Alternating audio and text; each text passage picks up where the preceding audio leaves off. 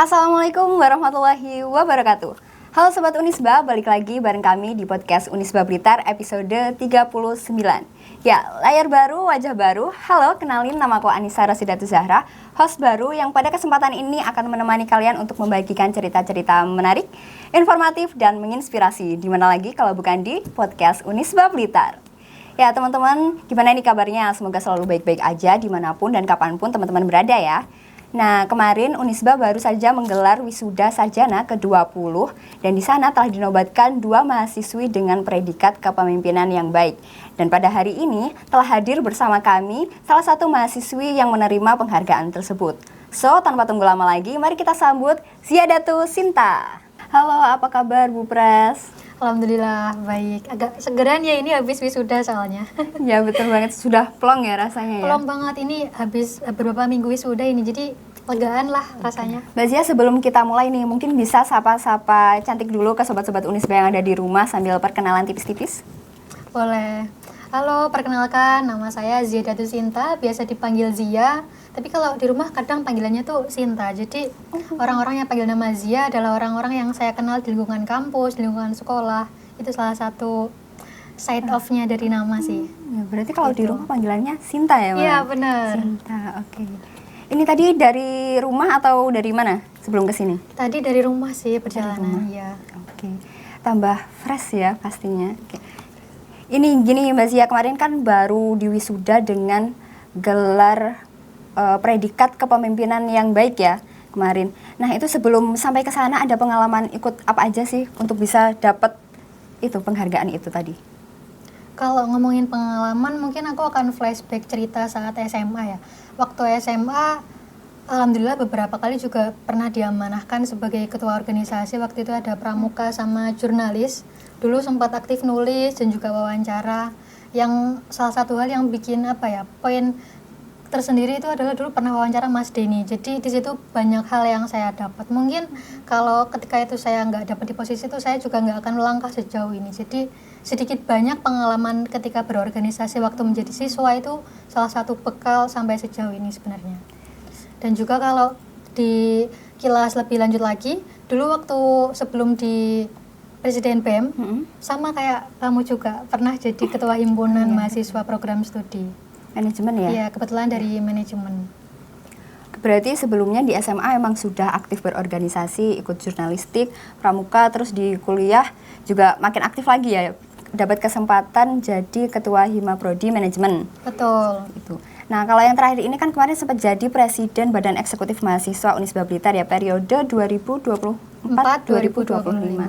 Nah, sebelum jadi Presiden BEM ini ya, waktu masih maba, itu pernah nggak ada bayangan kayak, duh besok aku pengen deh jadi Pres BEM, atau mungkin emang menargetkan diri dari awal? Nggak ada, malah jujur ya, ini saya awal kuliah di sini tuh udah hopeless banget.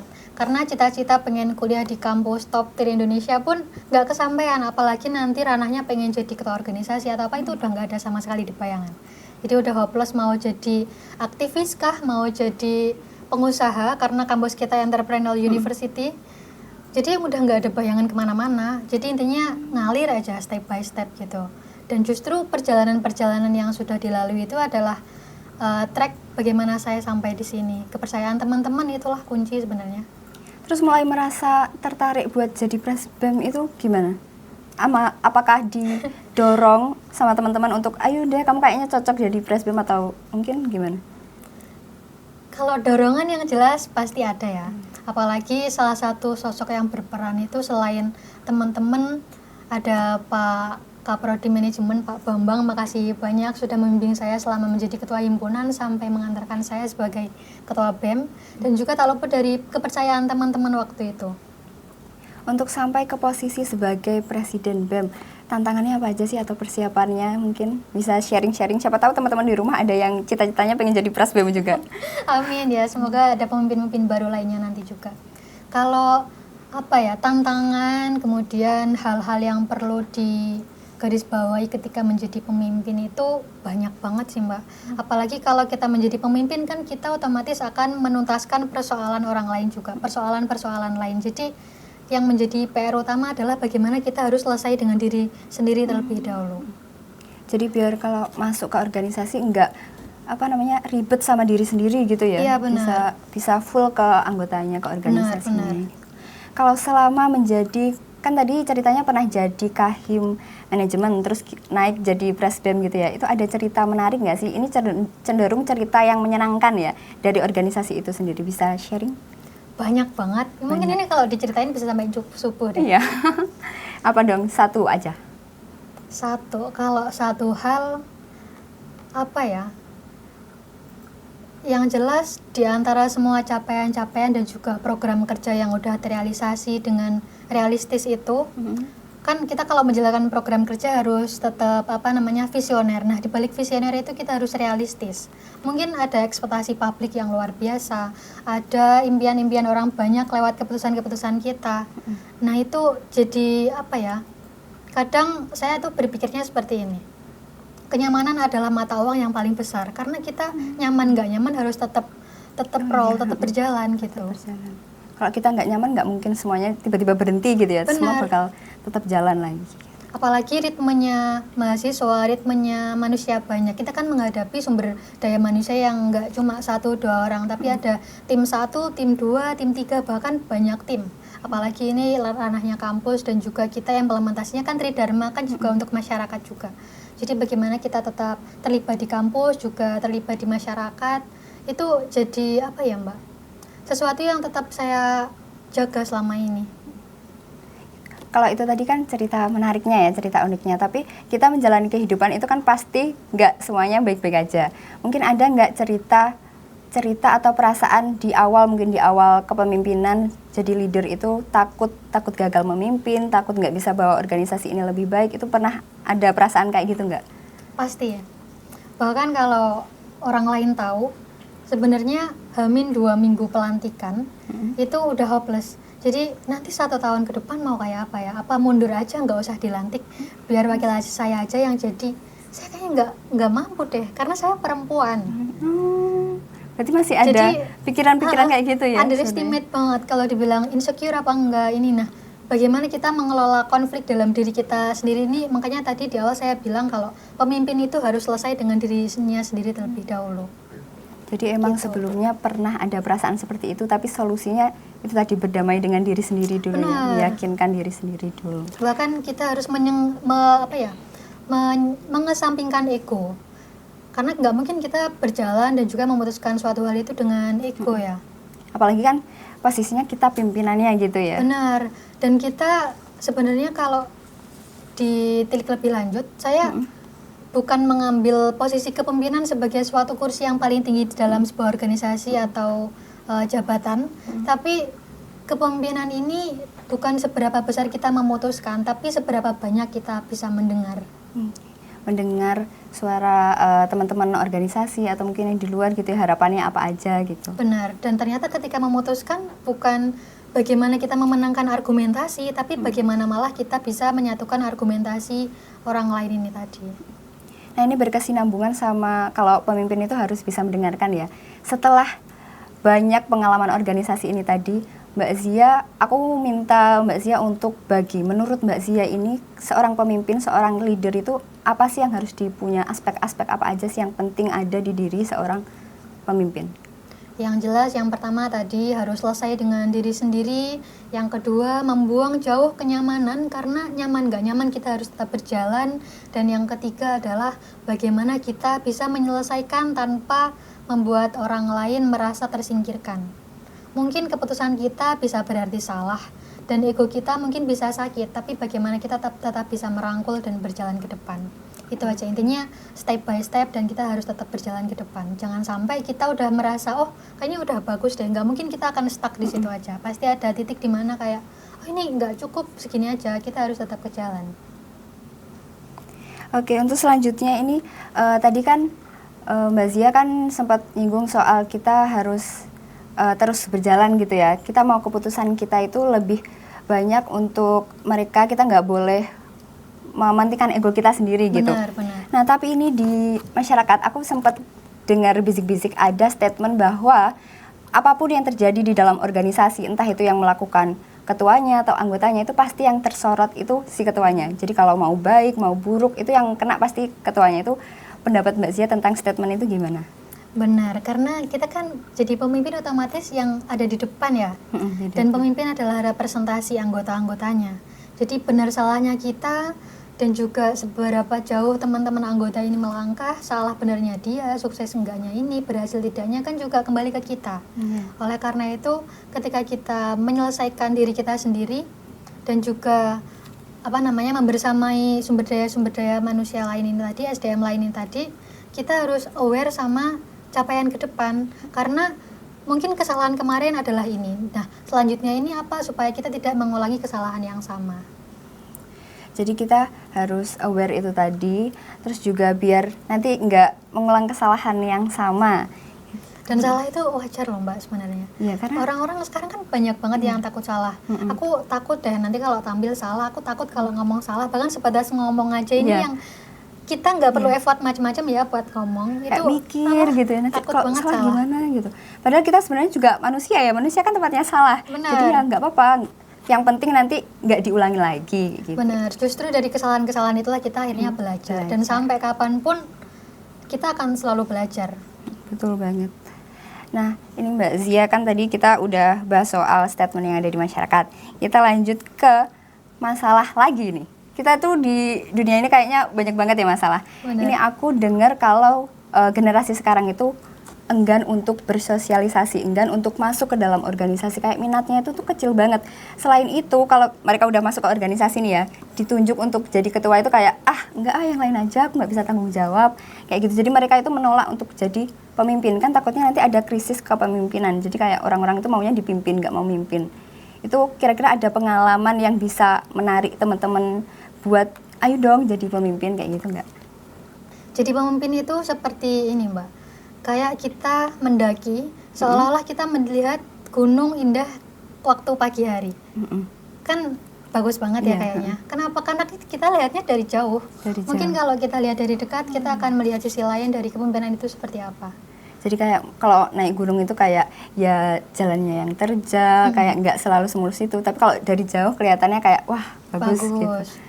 Dan pemimpin kan bukan seberapa cepat kita sampai, tapi berjalannya ini kita bisa seperti apa. Justru yang dinilai bukan pencapaiannya, tapi perjalanannya ini tadi.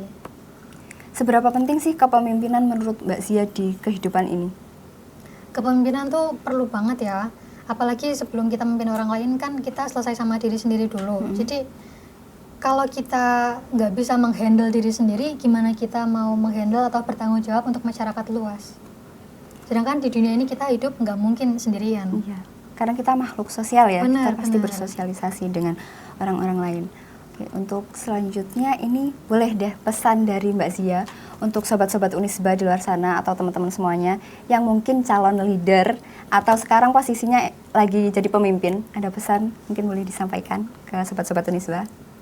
Yang jelas buat teman-teman yang saat ini mungkin juga sebagai ketua, entah presiden BEM, ketua himpunan, atau ketua organisasi atau sedang merintis usaha atau apapun itu, jangan pernah takut untuk mengambil langkah-langkah kecil atau tanggung jawab kecil itu. Justru tanggung jawab inilah yang mengantarkan kita kepada hal-hal besar suatu hari nanti. Gitu. Jadi intinya jangan takut mencoba. Benar. Keluar dari zona nyaman ya. Benar. Boleh cerita nggak sih pengalaman boleh. ketika jadi presiden? Oh iya boleh banget, boleh. Waktu pasca pelantikan, jadi waktu itu pelantikannya kan tanggal berapa saya lupa, tapi waktu itu bulan September tahun 2024 dan SK-nya itu tanggal 17 Agustus 2024. Jadi pas momennya momen kemerdekaan Indonesia ya. Nah, waktu itu selesai pelantikan, kita rapat program kerja, persiapan eksekusi untuk penjalanan organisasi akan seperti apa nanti planningnya. Banyak hal yang harus dipersiapkan dan ternyata juga banyak hal yang terjadi di luar dari perencanaan kita. Sebaik-baiknya kita merencanakan, ternyata rencana Tuhan itu lebih luar biasa. Pasti ada yang nggak pas gitu ya. Benar banget. Bukan nggak pas, tapi malah ini kok lebih dari apa yang saya minta. Berarti malah lebih baik gitu ya. Benar. Bahkan ketika awal memimpin udah berdoa banget, ya Allah nanti ini mau gimana ya, mau kemana, mau jadi seperti apa, dan saya akan sampai mana nanti, sanggup nggak sampai akhir nanti, karena itu udah PR banget di luar dari ekspektasi. Kemudian berjalannya periode bulan demi bulan berlalu sampai dapat kesempatan yang mungkin itu di luar dari Presiden BEM, tapi salah satunya menurut saya itu juga kepercayaan dari tanggung jawab ini.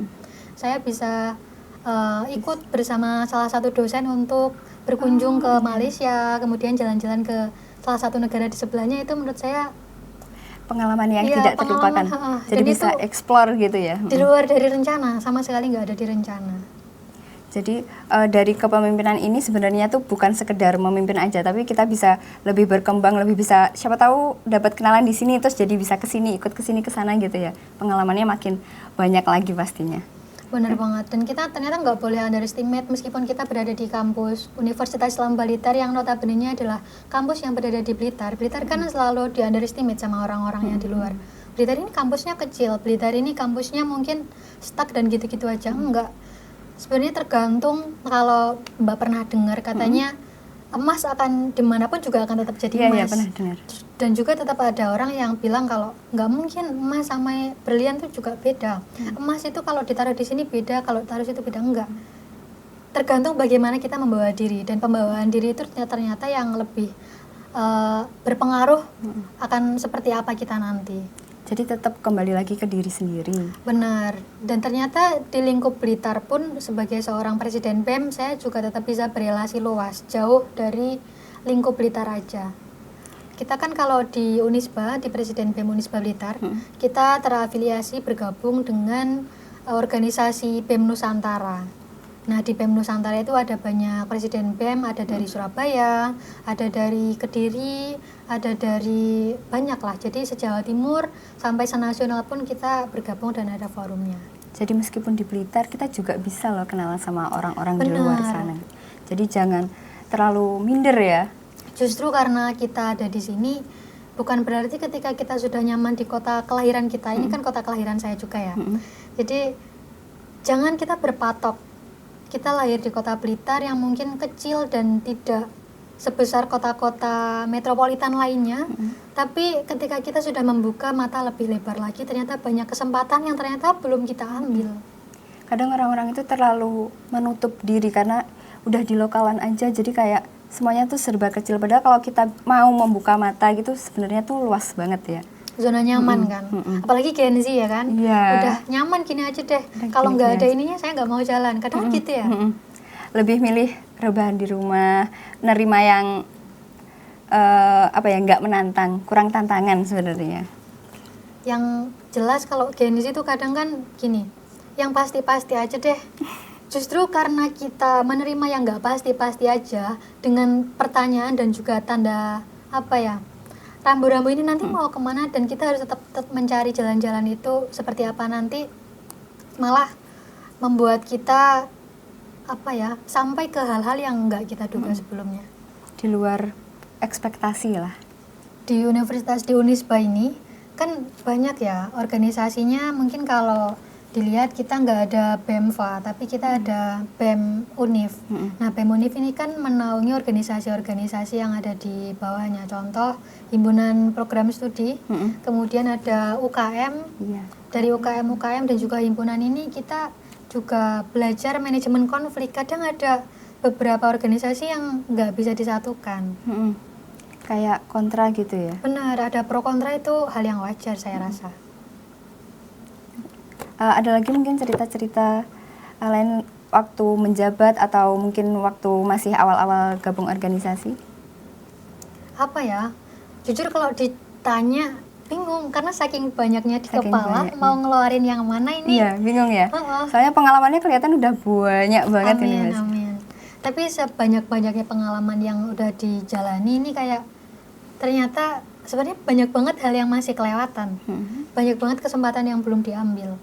Dan itu penting untuk manajemen waktu. Ternyata manajemen waktu selama ini, apalagi kuliah, aktif organisasi, masih ngerintis usaha juga, jadi waktunya ini kadang suka gelagapan banget. Apalagi belum nanti kalau kita udah capek banget, kerasa istirahatnya ini ditaruh di sebelah mana gitu. Tapi ini tadi soal membagi waktu, ada nggak tips? Kan tadi Mbak Zia sebutin kuliah, organisasi, terus rintis usaha juga. Mungkin tipsnya, karena aku sendiri juga merasa kadang keteteran sana-sini. Mungkin bisa menerapkan tips dari Mbak Zia? Boleh. Kalau terkait manajemen waktu, ini kalau dari aku pribadi ya. Kalau dari aku itu Saya menerapkan sistem blocking. Jadi mungkin yang teman-teman nggak tahu, kadang, tapi kalau teman-teman BEM insya Allah udah ngeh ya. Jadi saya sistem blocking, misal nanti harinya hari 1, 2, 3, hari Senin, Selasa, Rabu saya fokuskan buat menyelesaikan segala urusan yang terkait sama kuliah, tugas, terus mungkin ada pekerjaan kelompok, itu. Kemudian nanti di hari selanjutnya saya blocking, misal harinya Kamis Jumat ini nanti riskan kalau nggak diselesaikan, ya udah itu saya blocking buat menyelesaikan masalah organisasi. Jadi mulai dari pagi sampai nanti malam, siapa yang bisa saya temui, apa yang bisa saya selesaikan di 2 hari itu. Jadi blocking time ini menurut saya perlu banget. Kayak dikelompokkan gitu ya, hari ini khusus untuk ini, nanti 2 hari ke depan untuk ini, kayak gitu ya berarti? Benar, awal-awalnya memang jalan gitu, tapi makin lama tuh fleksibel. Jadi kayak, oh hari ini harus ini. Jadi saya punya jadwal khusus harian, jadi kadang H-2 sebelum kegiatan saya udah punya Udah. daftarnya. Mau kemana aja gitu, Iya, mau ngapain benar. aja. Meskipun kadang juga nggak ke eksekusi semua, paling nggak kita udah terplan. Karena kalau nggak gitu, saya orangnya kan kadang suka lupa juga ya. Karena saking banyaknya yang masuk juga, jadi mau nggak mau harus pakai manajemen plannya tadi. Tapi betul banget sih Mbak Zia, kalau misalkan kita terlalu banyak kegiatan itu emang yang paling enak itu tuh di list ya. Hari ini mau kesini jam segini ini. Kalau nggak gitu juga itu tadi lupa nggak inget, terus ya kelewatan gitu aja. Apalagi ngejar IPK ya. IPK Yang susah ya. Sebenarnya dibalik penghargaan kepemimpinan kemarin, ya alhamdulillah udah diamanahkan. Makasih untuk seluruh ormawa, teman-teman, dan juga siapapun yang sudah berkontribusi dan juga sudah terlibat dalam kepemimpinan kepengurusan saya.